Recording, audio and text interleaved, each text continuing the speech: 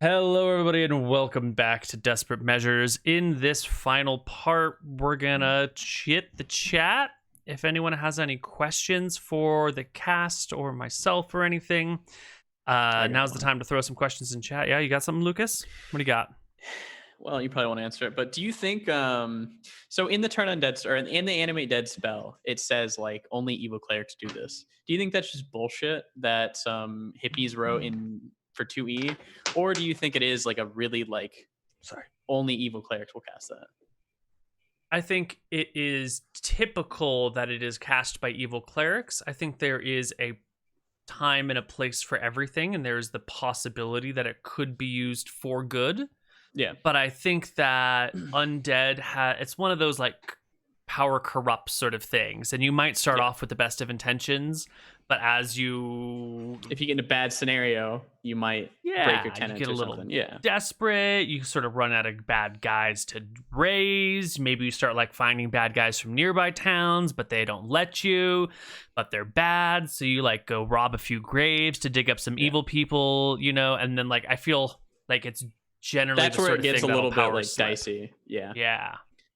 The way I was gonna do it is if I was like an evil cleric, I'd get like a bunch of kids and like do a story time for them and be like, hey, do you guys all want to, I'd tell them a mighty powerful story about like a servant of Tempos. Like, do you guys want to be servants of Tempos? And then when they say yes, you could either just kill the kids and then raise them, or you could wait for them to die. And then you already have their permission. So. Yeah, but it'll take them a long time to die if they're kids, correct, right? Yeah. But you're a dwarf. You got time. Just Anakin them, yeah. Mm-hmm.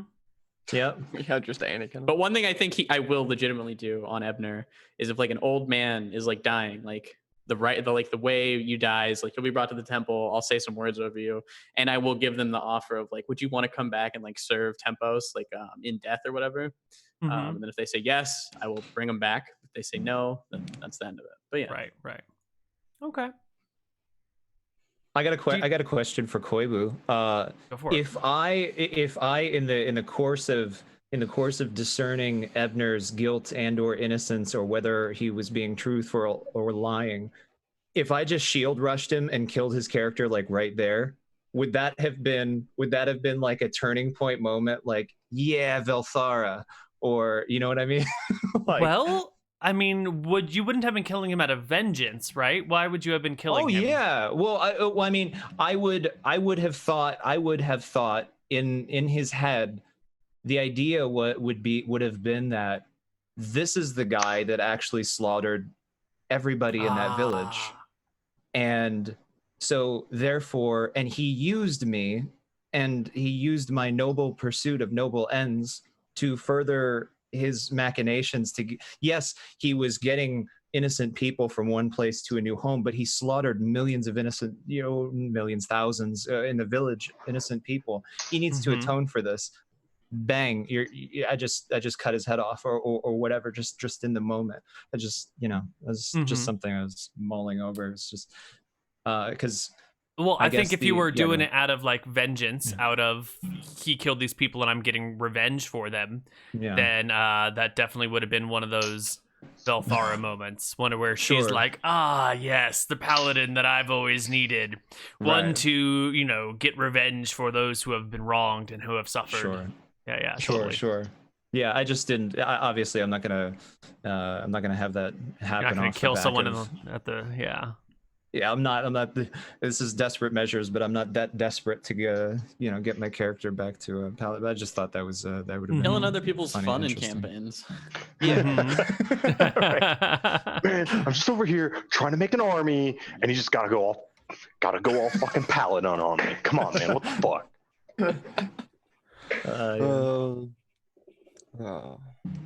It's good stuff. The one. So. For me, this is as far as like my first foray into D&D, I would not have had this any other way. This has been absolutely fantastic. It was funny because the one thing on not Callum, Vaughn, the one like role play thing, it was like one of the first role play things that I really wanted to do is like visit Callum's grave. That was like the very first thing that I wanted to do. And it was funny because I had my heart set on, if Vaughn survived, like the idea would have been to I visit Callum's grave. I go, thanks so much, or I go, I'm gonna get everybody to a better place. We're gonna get our family. I'll help you and stuff, but I need your help. And I was gonna take one of those brass knuckles and I was gonna make it into a necklace. And then so I carried Callum with me throughout the entire campaign. And at the end of the campaign, when it's done, go back to his grave, put the brass knuckles back together, reuniting them. Aww. And it was funny because when I got there, I said, okay, so the brass knuckles are like on top of the grave, right? You were like, no, dude, those are like 6 feet under. You got to dig the body up to get one of those. So I was like, oh shit. And then there was, I can't remember what your motivation was, Mr. Moon. I don't know if you were like reading my mind there, but you had the thing where you started digging up the body, and I think you wanted to get in the body, but I think your character wasn't about digging it up. So I was like, oh, fuck it, I'll do it for him. Right. But then you did that. And I don't know, I guess I was taken aback or something, but then we never ended up actually getting the brass knuckles. I just thought no, because everybody else was like, he's digging up bodies. Like, that's evil. Like, right, exactly. Kind of. Weird how we all have this aversion to bodies and dead things. It's odd. But Ebner wants to just raise them all. Yeah. Oh, bring him back. Bring him back. Oh. All right. Let's see. Do you think Ebner can create an actual servant that fits his desires? I think that is a process, and his desires will probably change over the process as he learns more. And I don't know what he desires will end up as. But in theory, if he works hard and he keeps himself true and pure and not dissuaded and not tempted by evil, he might be able to achieve his goals. Maybe. Sounds like we're gonna have to wait until Connar was saying like January or March to like pick it back up. So if you ever want to do a solo, or 2 people want to come back or something like that to like continue on the Ebner resurrection arc, I'd always be down to come on for like a random episode or whatever. Yeah. Sounds like for fun. Sure. Do you usually allow characters to survive, to come back into different campaigns considering it's appropriate, or do they continue to live as NPCs? Yeah, Hardcore Heroes has had like ended, and then the story sort of continued, and 2 different campaigns have merged, and usually we don't have people that survive. Usually everybody dies. But in theory, survivors can be picked up elsewhere if it works out. There's no reason not to. Is it appropriate to talk about? I thought, if I'm not mistaken, with the whole necromancer thing turning out the way it did, was there not a plan to do something like that, or what do you mean? As far as like a crossover or something like that? Was there... wait, which? Yeah, I was just. Which necromancer thing though? I think the problem was we lost. Obviously I lost my character and Will lost his character, but I think before that I thought there was possibly some sort of plan, maybe interesting plan that got so there was foiled. This big event. There was this big Demons Run event. And we were I was gonna try and have the Desperate Measures crew be the party that helps back up the main folks in the main channel. Which would have been like hella dangerous, and half of you probably would have died, or all of you would have died, or whatever. All would have died. Right? I mean, well, it could have been, and who knows how it would have played out. Breath weapon. We all would have died. The goal was to have a couple more sessions to get you there and give you some more appropriate gear and spells, and I was going to try and. It was going to be like the Tempos is guiding you to your fate of backing up these people in this unforeseen event, and we would have put some more magic loot in your way. Fuck it. But then there were some scheduling issues, and then 2 people died, and it just didn't work out the way that I wanted it to. Yeah. Sure. Yeah, that would have been fun. That would have been fun. I think Tide Time said something like, "Can we make Valerio a Tempos Paladin?" It's funny because I think that was originally like when I rolled these stats, I was like, oh, like you guys let me know, like this is actually, if this is actually works for Paladin. And I was like, okay, well, I want it to be within the Desperate Measures theme. I don't want to like ruin this. So that's why I was like, what if I do like the Fallen Paladin type thing? I think that makes a whole lot more sense than me like running around in plate armor. I think it works a lot better because without me being another Tempos kind of thing, having to do with the minor gods, which I feel like I don't know if that's true or not, but like they seem to be a little bit more unexplored. So they are definitely more unexplored. Yeah. So that seemed really fascinating, especially how like your pantheon works and stuff like that. Yeah, I appreciated having someone look in on Velmontarius and Velthara, because those to me are some of the most interesting and relatively unexplored deities out there. Right. That was fun. That was fun for me personally. For sure. Yeah, and I think that made a whole lot of sense. And as far as like the theme of the campaign and stuff. So yeah, for sure. Oh. Does anybody in chat have any questions for our players? You can just at them or at me, and we can sort that out. What about you other players? Do you have any questions for each other or for us? We chat quite a bit. I don't know if we have any questions for each other. We keep to our own little DM without the DM chat and talk about what's going on. Sure. But I don't know. And I don't think any of us really just had anything that we kept from each other. Yeah, you seem like a pretty solid group. My staff wasn't cursed or anything, which would have been really cool, but no, it wasn't. Yeah, I was going to try and bait people into thinking that you were maybe absorbing the evil of the necromancer, and people did not take the bait. Is that something that you would have only shared with Mr. Mooten? Oh yeah, it would be very easy. If he would have shared that with me, I wouldn't have shared it, and I would have. Gotcha. Probably would have played eviler, but. Sure. Yeah. Well, yeah, it wasn't something I thought ahead of time. It was just seeing you start to do all this necromancer stuff. I'm like, wow, there's a thing going here. Maybe I can get Connar to be super paranoid about it and think that we've got secret plans or secret memes that are gonna. Nope. Right. It's fine. No secret memes. No secret memes. Trying to do necromancy, but holy necromancy. Ethical necromancy, and we'll see how it works out. I've got one for Koibu. What is Ebner's alignment? What is he currently sitting at? He's going to say, I don't believe in alignment. Alignment's bullshit. I don't know what to think about Ebner's alignment. Connar, would you have an idea?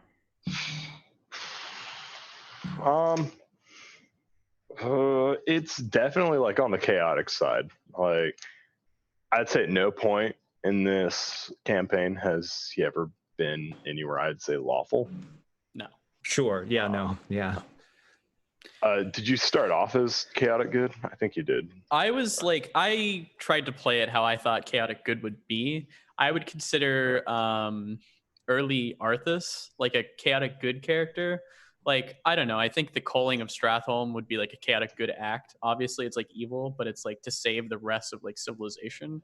That's kind of what I thought chaotic good would be. Other people might differ, but like that's kind of what I was thinking of going with, like the army of the undead, the holy undead as I'll call it, route is like that's a chaotic good thing, because obviously it's bad to probably bring people back, but it is going to be to deal with the army of the true evil undead. Yeah. So basically what I'd say to that then is if you were to draw up the chart with all 9 blocks, he'd be like right at about that line between chaotic good and chaotic neutral. Yeah. Where it's just a graph. Right. So. You know what I thought was what was interesting, or like I was slightly because like this is my first time doing this stuff. Is when I rolled Vaughn, those were pretty like ridiculous stats. Oh my god! Yeah. And then you only wrote more ridiculous stats. Yeah, well, I mean, yeah, Callum kind of sucked because I wasn't really sure how brawling would work out in 2E, and it's probably crap. And I think maybe maybe Tempos deemed that like, listen, bro, this character your first character, I appreciate that this is your first character. It's not going to work. I'm gonna cut that off right now. so I feel like that's what happened with Callum. But like I was watching the Hardcore Heroes Q&A, and you guys were talking about how it's hard to dispel the idea that the DM is out to get you. And when I had Vaughn, it was really funny because even some of the people from my stream that hadn't watched your content before were telling me like, man, he's really trying hard to kill you, dude. Like, dude, check out. And then someone was doing like damage DPS breakdowns of like how much damage everybody else was doing versus how much damage Vaughn was doing in like fights against like skeletons and zombies, and it wasn't even close. It was ridiculous because every time I would swing that sledgehammer, it'd be like 30 damage or something. Yeah, it was incredible. It was truly unbelievable. Yeah, whereas, like for me, I was like, shit, I either shoot him with a bow and hey, +8 to hit, that's cool, or I hit him with a club and maybe I'll hit every now and then. Right. Yeah. I guess it was just interesting because I guess bringing it around to the paladin, when I read the stuff about fallen paladins, it says like they're hunted to death. And so after coming on the heels of Vaughn, I was really sure that at some point up until now, there was just going to be like, it's coming, dude. It's coming, dude. Here it is. Here's a party full of like Oathbreaker police force squad. Like, woo, woo, woo. We heard you broke the oath. It's time to die, dude. Coming. Yeah. I was just waiting for that to happen. I guess it could still be coming down the line, but well, I think it's important not to actually try to hurt your player the player characters, and to send them to simulate the world in a way that they must fight the world, but not to like actually try and fucking like we're gonna take up this one character because he's pissing me off. Yeah, it feels petty. Sure, I try to be less petty. It doesn't always work out. Yeah. Was the first necromancer working under Count Vicious, or was he independent? According to the wiki, I believe the answer to that is yes. Am I wrong about that? According to what McTacky is. That is what the wiki says. I think it's highly plausible that was a subordinate of Vicious creating their own undead, or a subordinate of Vicious controlling Vicious's undead. But it would be weird to have two powerful undead people so close to each other that aren't linked in some way. That would be really weird. What level was he? Like 9th? 7th? See if I have my notes on that. Desperate measures. I got a lot of experience for him. Tribes his enemies. I think I got like 20,000 XP for that whole thing. It was beautiful. Shit whack is how much it was like we got. Y'all got a shit ton. Motherfucking wasted most of it. Yeah, you wasted around 10,000 experience. Yeah. Level 7 necromancer. Oh wow, okay. Yeah. And we took that on at what, level 4? 3 or 4? Yeah, I think it was 3. No, it might have been 3. I was level 3. Mixed. It was 4. I was 4. Yeah, well, because not everyone's gonna be the same level, so yeah. So 3 or 4, and there were 4 of you, and yeah. He was 3. I was 4. I think I was the only 4th level one too. You guys had some crazy damage output. Yeah, we did. Yeah. Well, I mean, a lot of that though was also due to the fact that we were fighting skeletons, and Joka and Vaughn basically both used sledgehammers. And we also fought him pretty smartly, like getting upstairs, like for the most part, waiting for the nap so I could heal people and do things. Yeah, it was well done. Nap. Yeah, that was interesting. Yeah, we probably could have handled the next day better, sure, but oh well, it is what it is. It's funny because I went into that entire engagement being naive me, not realizing that once we kill the necromancer, you still got to deal with the undead. They don't just like poof out of existence. That's not always true. Yeah. Oh, really? That was an unusual effect, perhaps. Oh, usually unexpected. It's the other way. Okay. Like, just knowing enough about Neal's world and how excited he was when he created the new necromancer class. Okay. I was expecting that, hoping not. I was expecting them to still be there 100%. I was expecting us to kill them and then just get slaughtered up there because they all went crazy and just were roaming around. Yeah, that was my expectations. The necromancer that didn't matter to me at that point. The necromancer that you guys fought was based on that necromancer class. So if you're interested, there's a campaign about it. It's one of the Dicing with Death campaigns with Malcifer Winter is the character's name that Ryan plays, and he plays as a necromancer. slowly discovering his powers and leveling up and whatnot. And we awesome. like built a test class, and it changed a bunch over the course of his playthrough. And so the finalized version is what that guy was. Nice. Mm-hmm. If anyone wants more necromancer stuff there, you can find it. How is your druid in 2E right now? Piece of shit. Yeah, druids are really weird. Like, Non-existent. there are parts of the 2E rulebook that I look and it's like I look at it and I'm like, did you just not want people to do this? Yeah. Like, was this one of those cases where like one of your friends asked it and you're like, all right, fine, gotta let them have it, but this is really dumb, I don't want this. So they made it all bullshit, and the friend was like, yeah, I got it, and they like had those rose tinted glasses or some shit. So there are definitely some things in here that if I were to run a game, I'd just be like, that's dumb, we're not doing that. Like, the one thing for me is the race limits on levels. Like, I'm not a huge fan of that. Because in the end, let's be real here, everyone wants to get to be super powerful and shit. Mm-hmm. And if you just like, all right, you're a level 20, you're level 13, it's not really going to be fun. Because like by level 20, you've got all that stuff that you can do, and it's just like, all right, whatever. Mm-hmm. Destiny and I were talking about rolling up druids in the 2E campaign because it seems incredibly good to basically be a squirrel, like running around, and then like transform into a human and then kill someone. Yeah, they don't have the 2E druids don't have the shape change. No. Really? Oh, really? Yeah. So a wizard is a better druid than a druid. Yeah, that's not bad. The shape changing druid is a newer thing than 2E.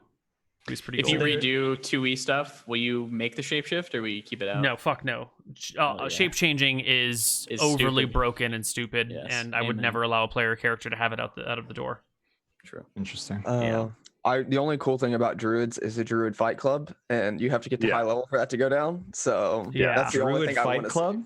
Yeah, basically when you hit a certain level at druids, there can only be so many of them, so you have to actually go kill the shit out of someone else to level up. And it's like, that's kind of cool, but in reality, that's also kind of dumb. At 12th level, the druid character acquires the official title of druid. All druid characters below 12th level are officially known as initiates. There can only be 9 12th level druids in any geographic region. A character cannot reach 12th level unless he takes his place as one of the 9 druids. This is possible only if there is currently fewer than 9 druids in the region, or if the character defeats one of the 9 druids in magical or hand-to-hand combat, thereby assuming the defeated druid's position. If such combat is not mortal, the loser drops experience points, so he has exactly 200,000 remaining, just enough to be level 11.